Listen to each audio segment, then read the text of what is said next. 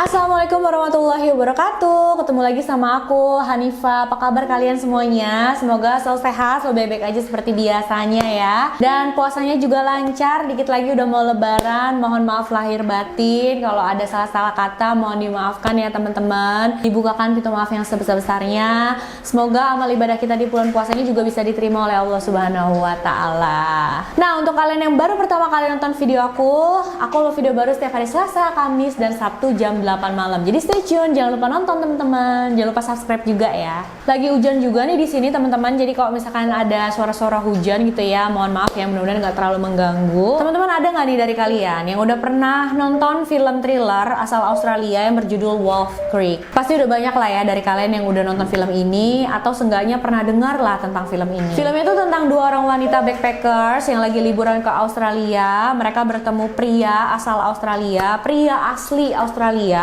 Tapi mereka malah ngalamin hal yang mengerikan teman-teman. Dan mirisnya lagi, kisah dalam film ini tuh berdasarkan kisah nyata. Nah, dalam video kali ini aku bakal ceritain ke kalian kisah nyata di balik film Wolf Creek ini teman-teman. Ternyata kisah aslinya tuh nggak kalah tegang sama yang di film itu loh teman-teman. Gimana cerita lengkapnya? Langsung aja yuk kita bahas.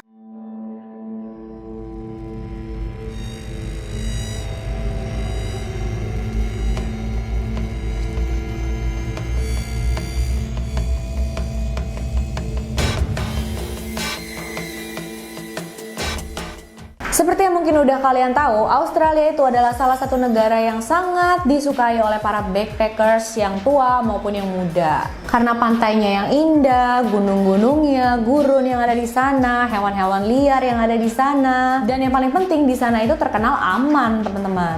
Walaupun emang ada sih serial killer di sana yang terkenal banget yang memang menyerang para backpackers muda, yaitu Ivan Milat. Dan aku juga udah pernah bahas kasusnya. Untuk kalian yang belum nonton, silahkan nonton deh. Nanti linknya aku taruh di deskripsi ya teman-teman, jadi kalian bisa klik dan nonton. Tapi selain Ivan Milat ini ya memang udah nggak ada lagi yang lain kedengeran, ada serial killer lah apa segala macam gitu. Untuk para backpackers di sana tuh ya taunya memang aman aja. Apalagi Ivan Milat ini memang sudah ketangkep di akhir tahun 90-an. Jadi pastinya para backpackers, para turis berpikir kalau memang udah aman lah di sana. Sampai akhirnya di tahun 2014 satu insiden terjadi lagi kepada dua orang backpackers muda. Mereka adalah Lina dan Beatrice, sama-sama berumur 23 tahun saat itu.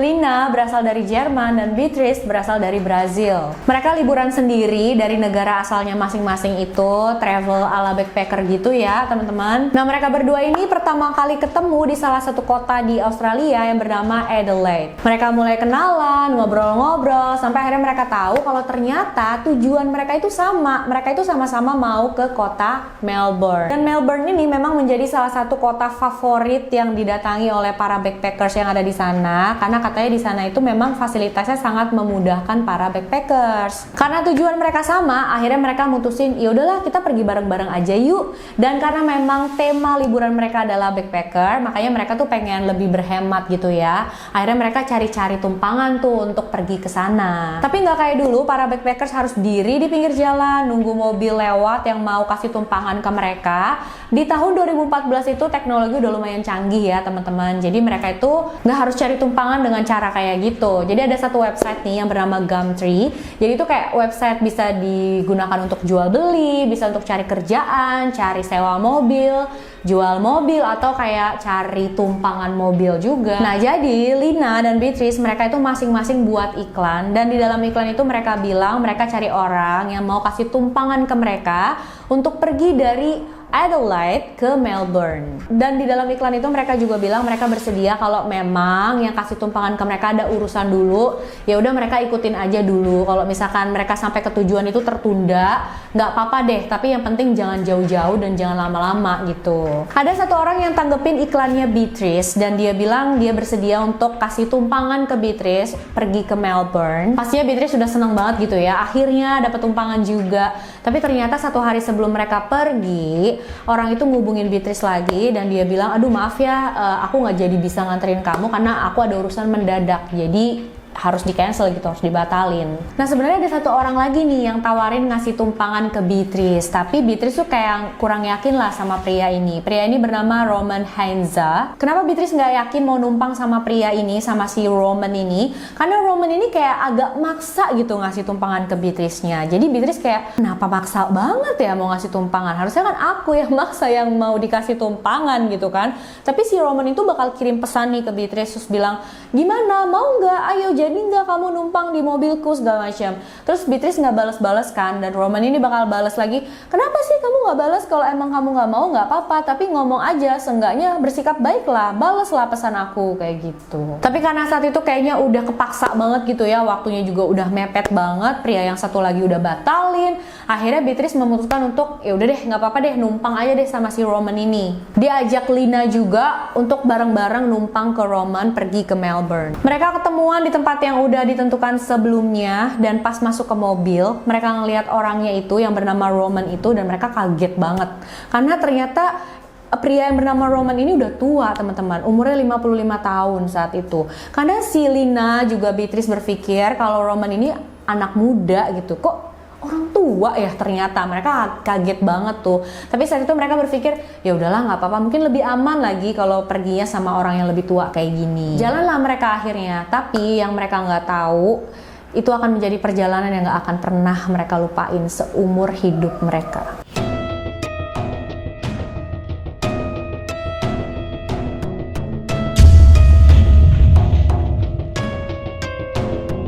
Mereka menuju ke Melbourne lewat jalur yang bernama Great Ocean Road. Jadi ini adalah salah satu jalur yang menurut aku spesial banget ya di sana, istimewa gitu ya. Karena sepanjang jalur banyak pantai yang indah, pemandangan alam yang cantik, satwa liar yang eksotis. Pokoknya indah dan menarik banget deh. Setelah 2 jam perjalanan, semua masih berjalan sesuai rencana. Lina dan Beatrice juga masih tenang-tenang aja. Di sepanjang perjalanan itu beberapa kali mereka berhenti untuk foto-foto di spot yang bagus-bagus gitu ya. Dan Roman ini kelihatan seperti orang yang baik aja gitu. Dia lebih banyak diam sih memang di mobil itu, dia nggak banyak bicara. Tapi si Beatrice dan Lina berpikir, ya mungkin memang itu sifatnya kali ya, emang sifatnya pendiam, gak banyak bicara, ya udahlah. Tapi tiba-tiba tanpa kasih tahu mereka dulu, tanpa ngomongin apa-apa ke mereka, Roman ini langsung berhenti di satu tempat yang bernama Salt Creek. Dia datangi satu bumi perkemahan di sana, dan tiba-tiba Roman berhenti di sana, keluarin tenda dari mobilnya, keluarin peralatan-peralatan camping gitu ya dari dalam mobilnya, dan dia mulai set up tenda aja gitu di sana. Pastinya saat itu Beatrice dan Lena merasa, what? Kok aneh banget, nggak ngomong-ngomong dulu loh sama kita, nggak ngomong apa-apa, nggak bilang apa-apa. Harusnya kan di awal-awal perjalanan dia ngomong dulu ya sama Lina dan Beatrice. Nanti di sepanjang perjalanan, di tengah perjalanan aku bakal berhenti dulu di sini untuk ini segala macam. Tapi ini nggak ada omongan sama sekali. Cuma ya mungkin saat itu mereka udah terlanjur numpang, udah terlanjur sampai di situ, ya akhirnya mereka pikir ya udahlah nggak apa-apa, nanti juga sampai di tujuan. Nikmatin aja lah sebisa mungkin. Setelah Roman selesai diriin tenda, Lina mungkin capek gitu ya, akhirnya dia masuk ke dalam mobil dan dia tidur di dalam mobil. Sementara Beatrice, dia bantuin Roman untuk masak-masak di sana. Nah pas Beatrice dan Roman lagi masak bareng, tiba-tiba Roman tuh ngomong gini sama Beatrice, Beatrice, kayaknya tadi aku ngeliat ada kanguru lewat deh. Kamu mau lihat nggak kanguru? Kamu nanti bisa loh ngeliat langsung kanguru secara langsung. Dia gede loh tadi kayaknya. Dan kamu juga bisa foto-foto mungkin. Kita cari yuk kanggurunya ke sana. Dan Beatrice mendengar hal itu pasti dia tertarik banget karena memang kan dia turis yang lagi mencari hal-hal yang unik gitu ya. Jadi Beatrice bilang, oh iya udah, ayo kita cari. Beatrice diajak menjauh dari tenda untuk cari kanguru itu. Dan saat itu Beatrice memang cuma memakai bikini aja ya guys. Mungkin karena memang itu berada di tepi pantai ya kan, tempat perkemahannya. Jadi Beatrice mungkin memang udah ada rencana mau mandi-mandi di pantai setelah masak-masak ya. Mereka udah jauh nyari kanggurunya, tapi nggak kelihatan juga, kanggurunya nggak ketemu juga. Dan saat itu Beatrice bilang, udah deh aku mau balik lagi ke tenda, kayak kita udah jauh juga nih nyarinya, mungkin kanggurunya udah pergi jauh gitu. Tapi pas Beatrice mau jalan balik ke tenda, Roman tiba-tiba pegang tangannya Beatrice, dorong dia sampai jatuh teman-teman. Dan saat itu Beatrice nggak ada pikiran macam-macam, dia masih mikir, oh mungkin si Roman ini bercanda kali ya gitu. Tapi nggak lama kemudian Beatrice tahu kalau Roman sama sekali nggak bercanda. Roman langsung tindihin Beatrice di sana. Roman keluarin pisau, ditancepin ke tanah di samping kepalanya Beatrice. Roman ambil tali untuk ikat tangan dan kaki Beatrice juga. Dan saat itu Beatrice sempat melawan ya teman-teman, ngambil talinya, terus talinya kayak dibuang tegang gitu. Dan saat itu Roman malahan marah gitu saat Beatrice melawan dia. Roman langsung menampar Beatrice. Terus Roman bilang, kamu diem atau aku harus patahkan tulang kamu, patahkan tangan kamu. Saat itu juga Beatrice langsung sadar kalau itu bukanlah waktu yang tepat untuk dia melawan Roman. Dia harus punya akal, dia harus berpikir baik-baik gimana caranya dia bisa lolos gitu ya dari keadaan kayak gitu. Akhirnya dia milih untuk diam. Roman benerin posisinya Beatrice dan dia langsung merobek bikini yang Beatrice pakai dan mulai berusaha memperkosa Beatrice. Dan saat itulah Beatrice punya satu ide nih teman-teman. Jadi dia berpura-pura berpihak gitu ya sama Roman. Dia berpura-pura punya perasaan yang sama dengan Roman. Dia bilang, "Hey, kalau kamu mau ngelakuin hal kayak gini, ngapain maksa-maksa aku di sini? Kita balik aja yuk ke tenda. Kita bisa lakuin di tenda dengan santai-santai, dengan pelan-pelan. Gak harus kayak gini." Untungnya Roman percaya loh sama Beatrice teman-teman. Dia langsung lepasin ikatan yang ada di tangan dan kakinya Beatrice. Terus Beatrice langsung dibawa mendekati tenda lagi. Tapi pas udah mau deket ke tenda, Roman ini berubah pikiran lagi guys. Dia bawa Beatrice menjauh lagi dari tenda. Dan saat itu Beatrice berpikir, wah ini kayaknya benar-benar kesempatan terakhir aku nih untuk minta tolong. Kesempatan terakhir aku untuk teriak, minta tolong. Akhirnya dia teriak, dia meneriakkan nama Lina dengan kenceng banget.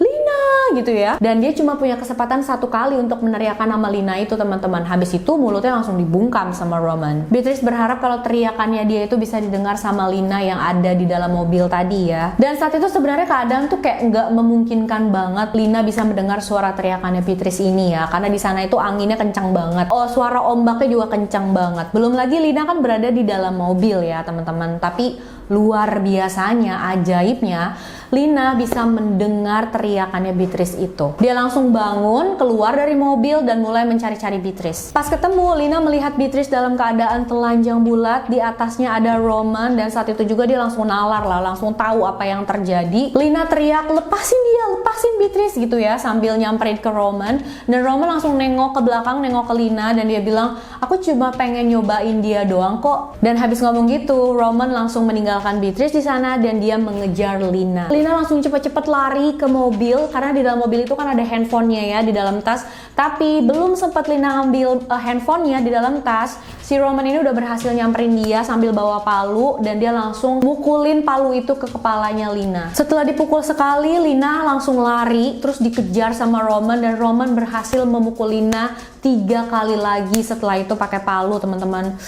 Aduh parah banget ya, gila banget gak sih? Dan itu ya darahnya dia tuh udah kayak udah mengalir deras banget, udah banyak banget keluar. Tapi Lina nggak berhasil ketangkap sama Roman, dia langsung lari terus dan dia nggak cuma mikirin untuk nyelamatin dirinya dia sendiri, dia juga mikirin Beatrice, dia mau menyelamatkan Beatrice juga. Jadi dia larinya itu ke arah lokasinya Beatrice tadi, dia selamatin Beatrice juga, mereka kabur bareng-bareng dan Roman langsung naik ke mobil, dia mengejar Lina dan Beatrice pakai mobil. Mungkin maksudnya biar lebih cepat ya teman-teman.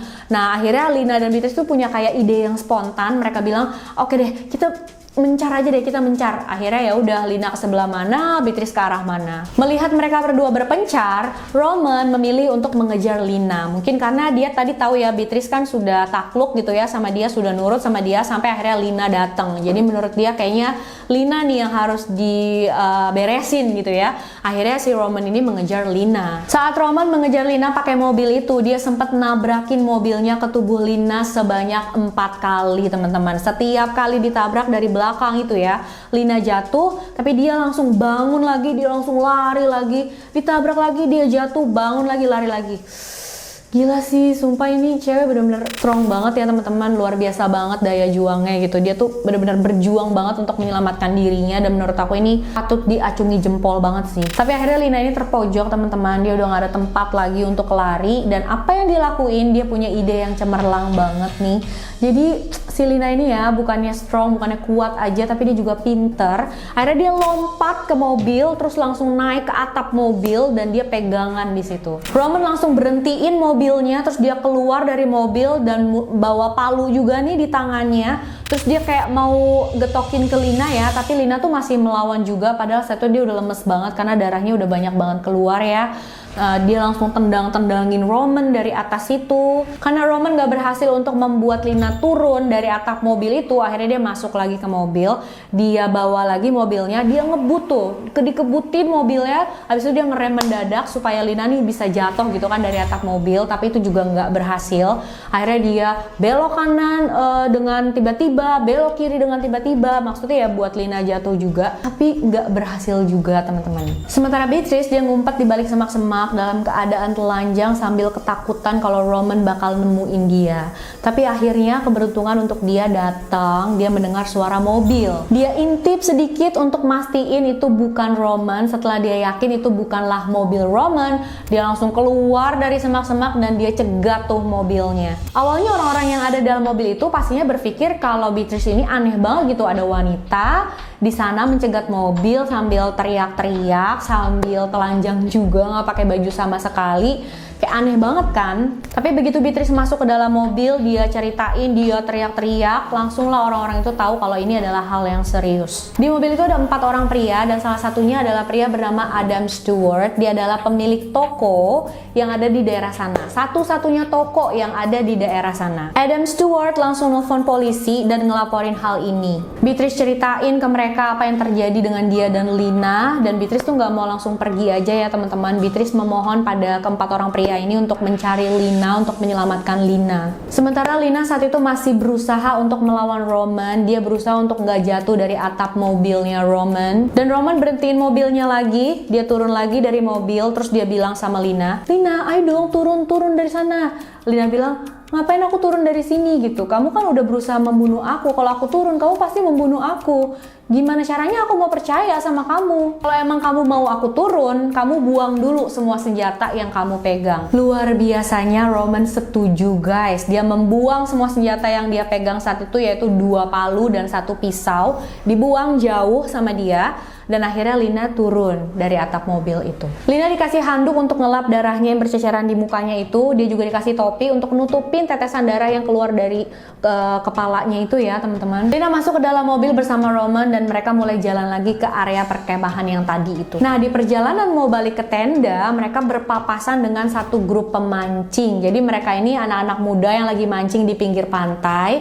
Dan untungnya salah satu dari mereka tuh bisa melihat Lina dan Roman dengan jelas. Dia bisa lihat ada wanita yang duduk di bangku penumpang penuh dengan darah, dan saat itu Lina memang keluarin tangannya sedikit gitu ya, dan dia kayak sedikit ngelambai-lambain tangannya gini karena memang dia nggak bisa kuat-kuat, dia udah nggak punya tenaga saat itu. Untungnya yang melihat itu ngerti ya apa maksudnya Lina, kalau Lina itu sedang dalam bahaya, dan mereka pun nggak tinggal diam, nggak cuek. Mereka melihat ada yang nggak beres, mencurigakan, akhirnya mereka semua masuk ke dalam mobil dan mengikuti mobilnya Roman itu. Terus entah kenapa Roman ini menghentikan mobilnya teman-teman, mungkin dia takut ya karena diikutin sama beberapa anak muda tadi kan. Pas mobilnya berhenti itu, Lina pastinya langsung ambil kesempatan, dia langsung buka pintu mobil dan dia keluar dari mobil. Dia langsung cepet-cepet pergi ke arah para pemancing itu ya, mobilnya anak-anak muda tadi. Roman gak mencoba mengejar Lina karena dia tahu mungkin itu udah beresiko banget, dia bisa ketangkep segala macam. Akhirnya dia membawa mobilnya pergi dari sana. Dan menurut para anak muda yang menemukan Lina itu, saking parahnya kondisi Lina saat itu, banyaknya darah di muka dia, rambutnya juga lepek sama darah ya teman-teman.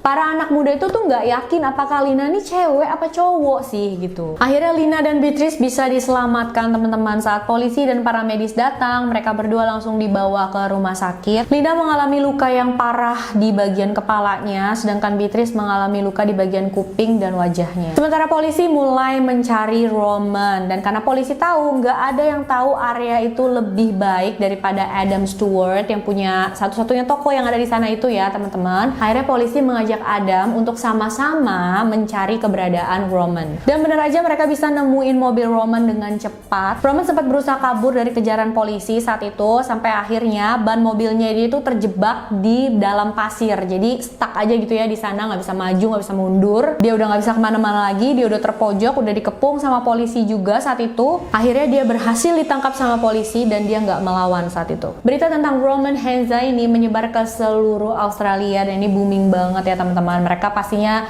kayak warga Australia itu kaget banget gitu ya dengan berita ini. Dan ada salah satu mantannya Roman yang bernama Sylvia Clark. Dia melihat berita tentang Roman ini di TV. Dia dan Roman tuh belum lama pisah, dan setelah melihat berita tentang Roman ini, dia langsung ngerasa bersyukur banget karena ternyata beberapa saat sebelum mereka berpisah, Roman itu sempat ngajakin dia untuk liburan ke Salt Creek. Untungnya dia nggak jadi pergi ke sana, karena kalau sampai dia beneran mau ya diajak Roman pergi ke sana, nggak tahu deh apa yang bakal terjadi sama dia. Bisa jadi dia juga korbannya Roman gitu. Karena Sylvia bilang saat pacaran pun Roman itu kasar banget, dia suka main tangan, dia suka kasarin Sylvia. Dia pernah iket Sylvia, habis itu gigit Sylvia sampai berdarah-darah teman-teman. Makanya setelah itu Sylvia memutuskan untuk berpisah sama Roman. Sylvia juga bersyukur banget, katanya dua wanita itu akhirnya bisa diselamatkan. Sylvia bahkan hadir di persidangan sebagai saksi dalam kasusnya Roman ini. Setelah ditangkap, polisi langsung menggeledah rumahnya Roman, dan di sana mereka menemukan banyak banget video-video porno dengan adegan-adegan sadis. Akhirnya setelah menjalani persidangan, Roman Henza dinyatakan bersalah atas tuduhan penyerangan pada Beatrice dan Lina.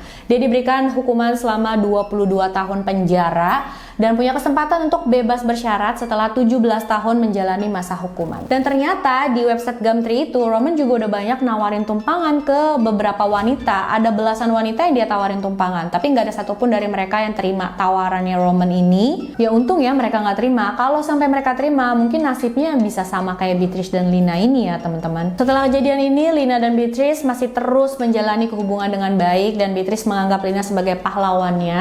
Karena saat itu kalau sampai Lina nggak datang untuk menghentikan si Roman ini, mungkin ya nasibnya Beatrice nggak kayak sekarang ya, bisa lebih buruk dari sekarang ini. Beatrice juga ngerasa bersalah banget katanya, karena dia kan yang ngajak Lina untuk ikut numpang bareng ke Roman. Tapi Lina bilang nggak ada yang harus dikeselin, dia nggak marah sama sekali, dia cuma bersyukur aja kalau mereka berdua akhirnya bisa selamat. Dan untuk info tambahan aja nih teman-teman, menurut Adam Stewart yang tadi punya toko itu ya, setelah melihat kejadian ini dia tuh kayak berpikir ke belakang lagi, dan dia ingat 1 tahun sebelumnya dia juga melihat si Roman ini datang ke tokonya sama seorang gadis muda rambut pirang cantik gitu ya. Dan katanya sih Roman waktu itu mau beli peralatan untuk camping, peralatan untuk mancing gitu di Salt Creek. Tapi 2 hari kemudian saat Roman mau pulang, Roman tuh sempat mampir kan ke tokonya dia, dan Roman tuh sendirian teman-teman. Nggak ada tanda-tanda keberadaan gadis muda pirang itu. Adam Stewart ngomong tentang hal ini juga ke polisi, tapi karena memang polisi nggak tahu identitas wanita ini, jadi memang agak sulit ya untuk cari tahu keberadaannya dia di mana.